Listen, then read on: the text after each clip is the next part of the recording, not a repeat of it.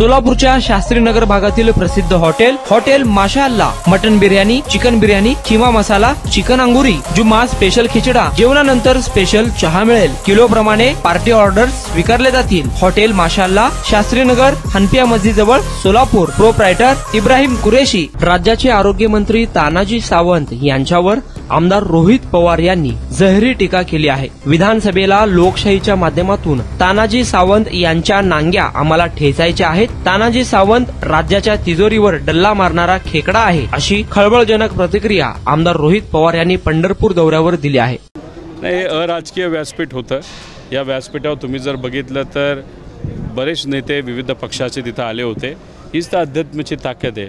हाच तर विचार महत्त्वाचा आहे की सर्व पक्षाचे कपडे बाजूला ठेवून, मुखडे बाजूला ठेवून इथं संतांचे विचार स्वीकारण्यासाठी आले होते आणि सगळ्यांचं स्वागत तिथं आम्ही सर्वांनी मिळून आणि वसेकर महाराजांनी सुद्धा आणि इथं असणाऱ्या ग्रामस्थांनी या सर्व लोकांचं स्वागत केलेलं आपण सगळ्यांनी बघितलेलं आहे। किती जागा राज्यात अपेक्षित आहेत? भाजपचा जो सर्वे आहे त्या भाजपच्या सर्वेमध्ये भाजपला 60 ते 65 जागा मिळतील, निवडून येतील असं त्यांना वाटतं। आणि अजितदादा आणि एकनाथ शिंदे साहेबांचे पक्ष आणि त्यांचे उमेदवार जे निवडून येतील हे सगळं समीकरण बसवलं 120च्या पुढे ते काही जात नाहीत। आता हा काय आमचा सर्वे नाही, तो भाजपचा सर्वे आहे। आता त्यांनी 3दा सर्वे केला आणि लाडकी बहीण योजना आणल्यानंतर सुद्धा त्यांना काय खूप फायदा झाला असं दिसत नाही।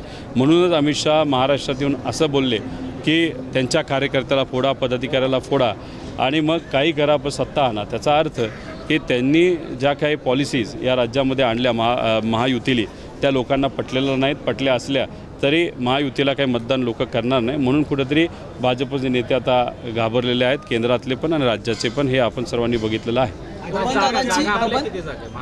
आमच्या कमीत कमी 160 ते 180 उमेदवार निवडून येतील असा विश्वास वाटतो। आता तो त्यांचा निर्णय आहे। भाजपला फार जवळून त्यांनी बघितला असावं आणि बघितल्यानंतर आता भाजप कसा पक्ष आहे याचा काही प्रमाणात अंदाज हा आलेला आहे। आणि भाजप हे चिन्ह लोकांना आता आवडत नाही, भाजपला लोक पाठिंबा देणार नाही आणि भाजपबरोबर जाणारे जे दुसरे पक्ष आहेत त्यांनासुद्धा पाठिंबा सामान्य लोक देणार नाही अशी भावना आता सर्व आमदारांना झालेली आहे। त्यामुळे भाजपचे पण काही आमदार आणि काही अजितदादांच्या पक्षाचे आमदार हे उद्या जाऊन काय निर्णय घेतात हे पुढच्या काही दिवसांमध्येच आपल्याला बघायला मिळेल।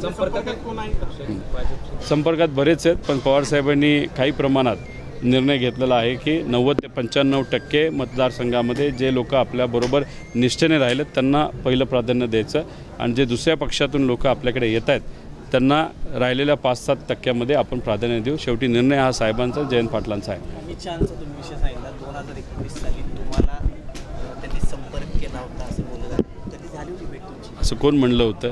मी अमित शहा साहेबांना जवळून पण बघितलेलं नाही आणि त्यांचा फोनही मला आलेला नाही। एक छोटा कार्यकर्ता आहे, मला ते का फोन करणार?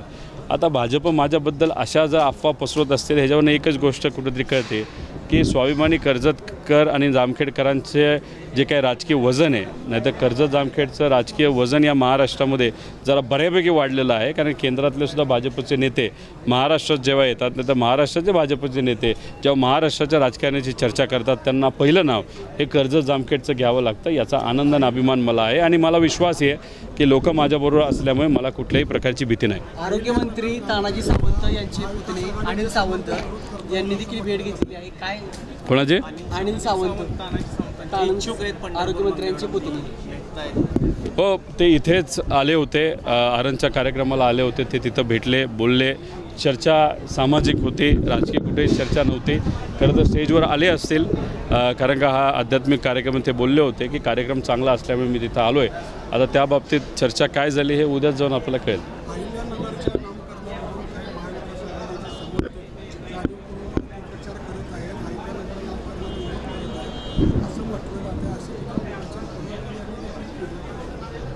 कसं आहे की ज्या व्यक्तीचं तुम्ही नाव घेतलं ते सोयीचं राजकारण करतात हे आपण सर्वांनी तिथं बघितलेलं आहे। अनेक सामाजिक कार्यकर्ते अनेक वर्षांपासून त्या जिल्ह्याला अहिल्यानगर नाव मिळावं यासाठी प्रयत्न करत होते। पुण्यश्लोक अहिल्यादेवी होळकरांचा जन्म हा चोंडीमध्ये झालेला, माझ्या मतदारसंघामध्ये झाला, याचा अभिमान आणि आदर मला तिथं आहेच। आणि या भूमीमध्ये, या पवित्र भूमीमध्ये त्यांचा जन्म झाल्यामुळेच लोकांची मागणी होते की जिल्ह्याचं नाव हे अहिल्यानगरच्या बाजूली व्हावं. त्याच्याचबरोबर तुम्ही जर बघितलं, या देशामध्ये सगळ्यात जास्त मंदिरं जर कुणी बांधली असतील नाही तर जीर्णोद्धार केला असेल तर तो पुण्यश्लोक अहिल्यादेवी होळकरांनी केला. आणि सगळ्यात महत्त्वाची गोष्ट, जिथं एखादी दर्गा असेल आणि मंदिराचा जवळ असेल, मंदिराचा जीर्णोद्धार करत असताना, मंदिराचा विस्तार करत असताना जवळ जर एखादी दर्गा असेल तर त्या दर्गेला हात नाही लावायचा, असं आदेशसुद्धा पुण्यश्लोक अहिल्यादेवी होळकरांनी. एवढा समावेशक विचार होता आणि एवढ्या महान व्यक्तीचं नाव जर त्या जिल्ह्याला दिलं असेल तर त्याचं स्वागत हे सगळ्यांनीच केलं असावं आणि करावं. माझंही तिथं स्वागतच आहे. आणि हा जो निर्णय आहे, हे नाव ते केंद्राकडे गेलेलं, केंद्राने ते स्वीकारलं का नाही हे आपल्याला बघावं लागेल. ते फार आनंदी आहोत आम्ही सर्वजण. हबप बसेकर महाराज स्वतःची जमीन, ते सुद्धा करोडो रुपयाची जमीन त्यांनी या वास्तूसाठी, आणि मग कर्ज जामखेडकरांच्या वतीने, महाराष्ट्राच्या सर्व भाविकांच्या वतीने आम्ही सर्वांनी मिळून सेवा म्हणून इथं भक्तवन निवास उभं केलेलं आहे.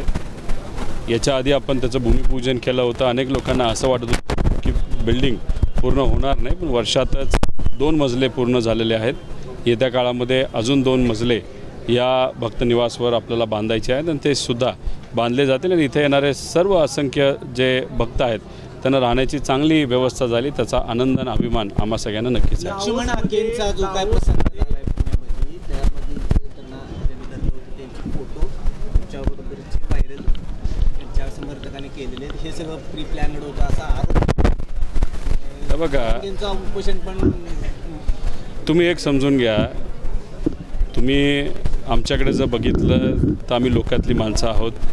आत्तासुद्धा बरोबर 1000-1500 फोटो काढले. कोण कधी उद्या जाऊन काय करते याच्यावर तर आपला कंट्रोल नसतो. आता ती पुण्यामध्ये घटना काय घडली याचाही माझा अभ्यास नाही. ते व्हिडिओ आले होते, त्याच्या खोलामध्ये मी गेलो नाही. त्यामुळे अशा विषयामध्ये जर कोणी वेगळ्या पद्धतीचं राजकारण करून काही गोष्टी पसरवत असतील त्याला आपण काय करणार. शेवटी आपण आपल्या लेवलला काम करत असतो आणि जे आमचे विरोधक असतात ते त्यांच्या लेवलला सोशल मीडियावर अफवा पसरवत असतात. ते त्यांचं काम करतात. आम्ही समाजकारण करत असताना कुठलाही भेदभाव मनामध्ये न ठेवता तिथं काम करत असतो. हे आपण सर्वांनी आत्तापर्यंत बघितलेलं आहे. दावोसमध्ये 2023 ते 2024 तुम्ही ट्विट केले, काय ट्विट? दावोसची एक कंपनी आहे, त्या कंपनीला अजूनपर्यंत 1.5 कोटी रुपये द्यायचं आहे असं कळतं आहे. दुर्दैव असं आहे की दावोसमध्ये प्रत्येक राज्य आणि देश तिथं जाऊन आपल्या राज्यामध्ये नाही तर देशामध्ये मोठी गुंतवणूक व्हावी यासाठी प्रयत्न करत असतात. तिथं विविध बैठका होत असतात, करार होत असतात. अशातच जिथं अख्खं जग येतं, जिथं जे गुंतवणूक करणारे मोठे मोठे व्यावसायिक आहेत ते तिथं येतात. आणि अशाच ठिकाणी जर तिथं असणारी एक कंपनी आपल्या राज्यावर नोटीस पाठवत असेल, हे कितपत योग्य आहे? नोटीस अशी आहे की तिथं खर्च अतिरिक्त झाला होता. बिलं होऊनसुद्धा राज्य सरकारने, महाराष्ट्राच्या राज्य सरकारने ते बिलं दिली नाही. मला असं कळतं आहे की राज्याचे जे मंत्री आहेत त्यांनी असं सांगितलं आहे की अतिरिक्त खर्च झाला, आम्ही आता बघतो आहे. माझं एकच म्हणणं आहे की जेवणावर, फिरण्यावर, राहण्यावर अतिरिक्त खर्च का होतो? साध्या हॉटेलमध्ये आपण राहायला काय हरकत आहे? महत्त्वाचं काय की तिथं चांगल्या लोकांना भेटून जास्तीत जास्त इन्व्हेस्टमेंट आपल्या राज्यामध्ये कशी येईल यासाठी प्रयत्न करावे. आता तिथं अतिरिक्त बिलं कशामुळे येतात याच्यामध्ये खोलामध्ये जावं लागेल, पण नाव महाराष्ट्राचं खराब होतं हे जास्त महत्त्वाचं आहे असं माझं मत आहे. राज्यामध्ये जवळपास 35 रक्तपेढींना नवीन मंजुरी दिली जाते, ज्यामध्ये पंढरपूर देखील आहे. अवघ्या 10 बेडचं रुग्णालय असणाऱ्या दवाखान्याला अशी मंजुरी दिली जाते. आपण याबाबत आपण पण आहोत नियमा पलीकडे जाऊन अशा पद्धतीने त्यांनी रक्तपिढ्याला परवानगी दिलेली आहेत. आत्ता जे रक्त या महाराष्ट्रामध्ये गोळा होतं आहे, जेवढं होतं आहे त्याच्यापेक्षा कमी रक्त या महाराष्ट्रामध्ये आज तिथं वापरलं जाते. म्हणजे आपल्या राज्यातून बऱ्यापैकी रक्त हे दुसऱ्या राज्यात जात आहे. एक तर दानशूर लोक आहेत जे स्वतःचं रक्त लोकांच्या हितासाठी दान करतात. पण आजची जी कॅपॅसिटी आहे ती खूप मोठी कॅपॅसिटी आहे. रक्त खूप मोठ्या प्रमाणात गोळा केलं जातं आणि हे राज्याच्या बाहेर ते दिलं जातं. असं म्हणलं जातं की 8 लाख पिशव्या राज्याच्या बाहेर तिथं जातात. मग एवढ्या मोठ्या प्रमाणात जर आपल्याकडे सोयीसुविधा असतील नाहीतर रक्तपिढ्या असतील तर नवीन द्यायचं काय कारण होतं? त्याच्या मागे व्यवहार आहे असं कळतं. पैसा घेतला गेला आहे, नवीन पतपिढीच्या जे काही रक्तपिढी आहे त्याच्यातून पैसे घेतले गेले, त्यामुळे रक्ताचा व्यवहार हे सरकार करते. म्हणजे सरकार काय लेवलला गेलं आहे बघा, रक्तसुद्धा ते सोडत नाहीत, त्यात पण मलिदा खाण्याचा प्रयत्न हा सरकारचे नेते करतात. दुर्दैवी गोष्ट आहे. अजित पवारांनी सांगितलं की मी जो देईल तो उमेदवार बारामतीत निवडून आणायचा आहे आणि मी रेकॉर्ड ब्रेक मतदानाने निवडून आलो आहे. तुम्हाला माहिती कोण बारामतीचा विकास करू शकतो? ते आता शेवटी त्यांचा पक्ष वेगळा आहे, ते एक मोठे नेते आहेत, त्यांच्या पक्षाचं प्रतिनिधित्व ते करतायत.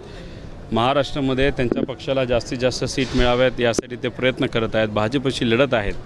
आता त्यांच्याबरोबर राहून भाजपबरोबर त्यांना लढावं लागतं ही खरं तर विचार करण्यासारखी गोष्ट आहे. पण शेवटी त्यांच्या पक्षाचा निर्णय ते काय घेतात हे आपल्याला तरी सांगता येणार नाही, बोलता येणार नाही. निर्णय घेतल्यानंतर त्या बाबतीत आपण काय करायचं हे बघूया. हर्षवर्धन पाटलांनी आज पवारसाहेबांच्या राष्ट्रवादीमध्ये प्रवेश केला आहे. भाजपमध्ये असताना त्यांना शांत झोप लागली होती, मग काय झोपेची गॅरंटी घेतली का काय दुसरं काय अजून? भाजप एक मायाजाळ आहे. लांबून दिसताना सगळं भारी वाटतं, पण जवळ गेल्यानंतर टोचतं. आता हे अनेक नेत्यांना कळालेलं आहे. आता त्याच्यात अमित शहा साहेब जेव्हा राज्यात आले होते त्यांनी सांगितलं की 2029ला आम्ही स्वबळावर लढणार आणि भाजपची सत्ता या राज्यामध्ये आणणार. म्हणजे 24चं काय हा एक प्रश्न पडतोच, पण 29पर्यंत एकनाथ शिंदे साहेबांना सुद्धा राजकीय दृष्टिकोनातून संपवलं जाईल का काय अशी आता शंका वाटायला लागले. आणि दादांच्या पक्षाला काय केलं आहे हे तर लोकांना तिथं माहिती आहेत आणि ह्या सगळ्या गोष्टी बाहेरून पाटील साहेबांनी बघितल्या असावे म्हणून त्यांनी त्या बाबतीचा निर्णय घेतला असावा. मुख्यमंत्री पदावरून जयंत पाटील आपल्यामध्ये काही स्पर्धा आहे का? काही लोक जयंत पाटील एक तर महाविकास आघाडी जेव्हा सरकार आलं होतं तेव्हा कदाचित पवारसाहेबांच्या पाठीमागे लागलो असतो, विनंती केली असती तर पदसुद्धा मिळालं असतं महाविकास आघाडीमध्ये. पण पवारसाहेबांनी स्वतः सांगितलं त्या बाबतीचा कुठेही पाठपुरावा मी पदाच्या बाबतीत केलेला नाही. तर मी पदासाठी लढणारा मी कार्यकर्ता नाही, मी फक्त विचारासाठी लढतो आणि लढत असताना लोकांच्या सहकार्यातून जे काही मतदान मिळतं आणि मतदान कर्जत जामखेडली मला दिलं असलं तरी माझी ओळख कर्जत जामखेडकरांमुळेच झाली आणि ती राज्यात झालेली आहे. त्यामुळे राज्यातसुद्धा लोक माझं काम मानणारी आहेत. त्यामुळे हे सगळ्या गोष्टी असतानासुद्धा पदासाठी नाही तर विचारासाठी मी लढतो. तेव्हा मुख्यमंत्री हे पद माझ्या लक्षात आणि डोक्यातसुद्धा नाही आहे. टीका करणाऱ्या लोकांचं म्हणजे राजकीय विचारसरणी त्यांची बघितली तर फार खालच्या लेवलला हे आपल्याला माहिती आहे. पवारसाहेबांचं मत असं होतं की एवढ्या पवित्र भूमीमध्ये रोहित पवारांना जे काम करायला मिळतं आहे फार अभिमानाची गोष्ट आहे. आणि त्याच विचाराने आणि एक तुम्हाला सांगतो, जात धर्म बाजूला ठेवून हे सर्व महामानव जे होऊन गेले या सर्व महामानवांचे आपण तुम्ही मी सरे या महाराष्ट्र देशातले लोक हे विचाराचे वारसदार आहोत. एखाद्या जातीमध्ये आपण जन्मलो म्हणून आपण त्या जातीचा नाही तर त्या महामानवाचा आपण विचार स्वीकारत नाही असं नाही. आता पुण्यश्लोक अहिल्यादेवी होळकरांची जन्मभूमी याच्यात महाविकास आघाडीच्या काळामध्ये आपण 22 ते 25 कोटीचा निधी टाकला. आता त्यांचं नाव घेऊन जे स्वतःला वंशज म्हणतात तर त्यांनी त्यांच्या काळामध्ये अनेक खात्याचे मंत्री असतानासुद्धा 1 रुपया नाही टाकला. आता त्याच्याचबरोबर आपण आता नवीन प्रस्ताव म्हणजे आपल्याच काळामध्ये तो प्रस्ताव आपण पुढे नेला होता, तोही आता प्रस्ताव मंजूर लवकरात लवकर तिथं होईल. त्यामुळे आम्ही सर्वजण महाराष्ट्रातला प्रत्येक व्यक्ती देशातला प्रत्येक व्यक्ती जे सर्व संत होऊन गेले आणि महामानव होऊन गेले ते कुठल्या समाजाचे नसून ते आपल्या सर्वांचे आहेत आणि त्या सगळ्यांचेच आपण विचाराचे वारसदार आहोत. या विचाराचे आम्ही सर्वजण आहोत. आहे तानाजी सावंतांना काय पडलं आहे तर स्वतःची प्रॉपर्टी पडलेली आहे. स्वतः कसे ना कसे तरी पैसे गोळा करायचे. जसं आता आरोग्य विभागामध्ये त्यांनी खूप मोठा भ्रष्टाचार केलेला आहे, हजारो कोटीचा भ्रष्टाचार केलेला आपल्या सगळ्यांना तिथं माहीत आहे. त्यामुळे ह्यांना लोकांच्या हिताचा विचार ते करत नाहीत, पण फक्त ह्यांना स्वतःची प्रॉपर्टी वाढवण्याची खाज आहे मात्र हे आपल्या सगळ्यांना तिथं माहिती आहे. त्यामुळे असा व्यक्तिमत्व ज्याली राज्याच्या तिजोरीवर खेकड्यासारखा डल्ला मारला आहे त्या व्यक्तीला येणाऱ्या विधानसभेमध्ये लोकशाहीच्या माध्यमातून त्यांच्या ज्या कुठल्या नांग्या असतील त्या आम्हाला फक्त ठेचायच्या आहेत एवढंच तिथं माहिती आहे. त्यामुळे तिथं त्यांच्या मतदारसंघामध्ये परिवर्तन हे अटळ आहे हे मात्र मी निश्चयाने इथं सांगतो.